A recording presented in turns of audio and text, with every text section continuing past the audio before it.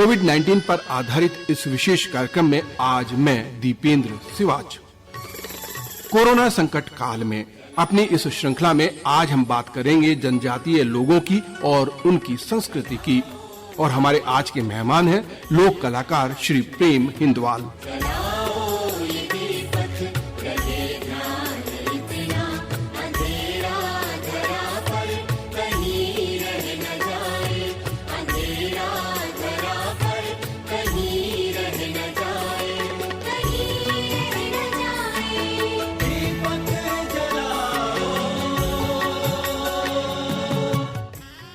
श्रोताओं, कोविड-19 वायरस से बचाव के लिए जो लॉकडाउन किया गया है उससे इस वायरस के संक्रमण को फैलने से रोकने में तो सहायता मिल रही है, लेकिन इससे समाज के अलग अलग वर्गों पर अलग अलग प्रभाव भी पड़ रहे हैं।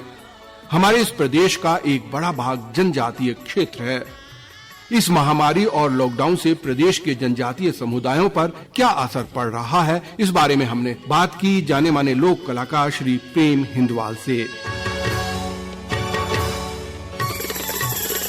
श्रोताओं, इस समय दूरभाष पर जुड़ गए हैं श्री प्रेम हिंदवाल जी। प्रेम हिंदवाल जी यूं तो पीआरडी में काम करते हैं, लेकिन वो एक लोक कलाकार हैं और लोक संस्कृति और विशेष रूप से भूटिया जनजाति की जो संस्कृति है के संरक्षण के लिए वो सक्रिय हैं और काम कर रहे हैं। प्रेम हिंदवाल जी, हमारे कार्यक्रम में आपका बहुत बहुत स्वागत है।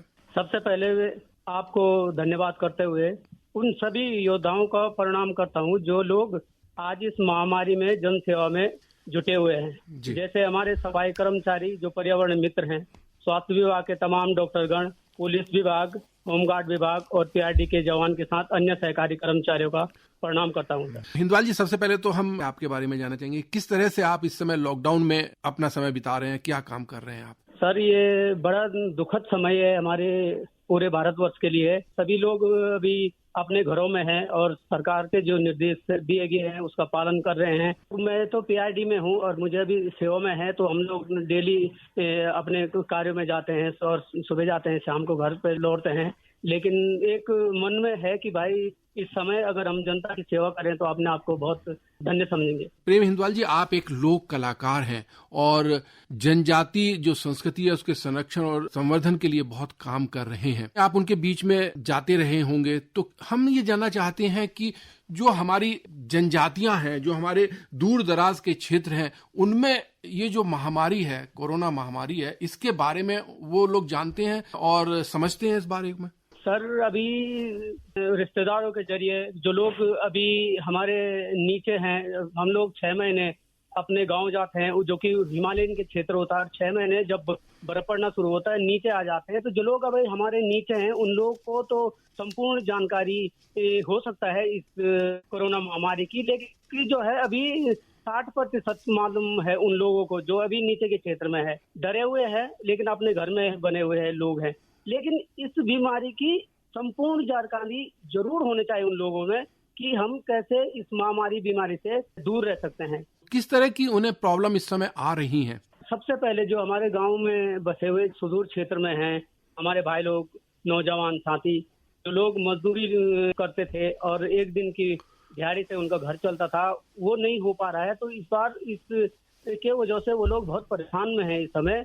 और सरकार ने 3 महीने का राशन दे के कुछ संजीवनी जरूर इससे मिली है उन लोगों को, लेकिन फिर भी सर सिर्फ राशन से ही उनका जीवन यापन नहीं हो सकता। कई चीजें और होती है कि जो संसाधन लगते हैं डेली के, तो वो मिलना उनको अभी थोड़ा सा परेशानी हो रही है। लेकिन कुछ संस्थाएं उस क्षेत्र में कार्य जरूर कर रही है इस क्षेत्र में और लोगों को फायदा पहुंचा रही है। और मैं ये निवेदन करूंगा कि उन संस्था के जरिए जो सुदूर क्षेत्र में है, एकदम चाइना बॉर्डर में लोग हैं, उन तक मैसेज पहुंचाना चाहिए कि इस बीमारी से हम कैसे दूर रह सकते हैं। जैसे सर, इसमें सामाजिक दूरियां बनाना है, मास्क पहनना है, सैनिटाइजर करना है, हाथ धोना है। इसकी जो भी छोटी छोटी बातें हैं हमें जन जन तक जरूर पहुंचाना चाहिए ताकि हम लोग इस महामारी बीमारी से दूर रहें। आपका जो जनजाति क्षेत्र है वहाँ पर अभी उस तरह की मेडिकल फैसिलिटीज वहाँ पर नहीं है, और क्या वहाँ पर अभी तक इस तरह की जागरूकता नहीं है और वहाँ पे लोग बाग नहीं जा पाते हैं क्या?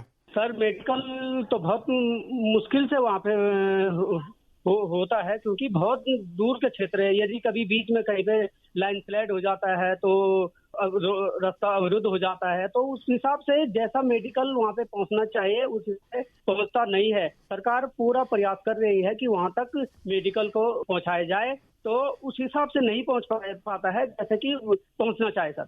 तो क्या चाहते हैं आप, क्या क्या होना चाहिए आपके क्षेत्र में, खासकर इस महामारी को रोकने के लिए और वहां पर जागरूक करने के लिए, और जो समस्याएं आ रही हैं उनसे निपटने के लिए किस तरह के कार्य किए जाने चाहिए? मैं थोड़ा सा आपको फ्लैशबैक में ले जाना चाहता हूँ। कुछ साल पहले सर एक की बीमारी जो आई थी पूरे विश्व में, तो उस बीमारी का आज तक सर अभी कोई दवाई बनी नहीं है।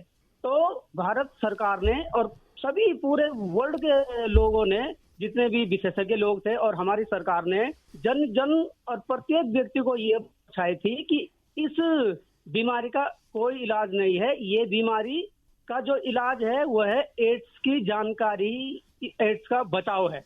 तो इसी प्रकार से हमें सर आज अपने सुदूर क्षेत्रों में जितने भी लोग हैं उन लोगों तक पहुंचाना, ये संदेश पहुंचाना चाहिए कि भाई इस बीमारी से हम तब बच सकते हैं जब हम सामाजिक दूरी बनाएं, हम मास्क पहने, सैनिटाइजर करें, और जितने भी लोग हैं अपने अपने क्षेत्र में दूरी बना के रखें और विस्तार रूप से बताया जाए। जैसा सरकार द्वारा जो निर्देश दिया जा रहा है उसका पालन किया जाए ताकि सर हम लोग इस बीमारी से दूर रहें। और अंत में हम श्रोताओं को क्या आप संदेश देना चाहेंगे? सर मैं अंत में अपने समस्त उत्तराखंड के निवासियों को ये संदेश देना चाहूंगा, हमारे भारत सरकार द्वारा जो भी निर्देश दिए गए हैं उन निर्देशों को पालन करें और अपने इस लॉकडाउन के समय अपने घर में ही बने रहे।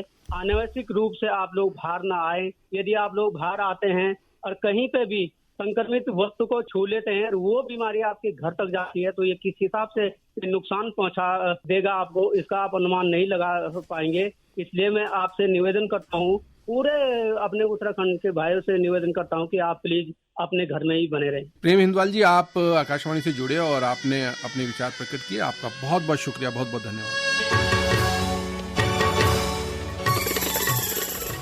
जनजातीय समुदायों पर लॉकडाउन का असर, अभी इस विषय पर हमने लोक कलाकार श्री प्रेम हिंदवाल से बात की। आज के कार्यक्रम में बस इतना ही। अब दीपेंद्र सिवाच को ये कार्यक्रम समाप्त करने की अनुमति दीजिए। नमस्कार।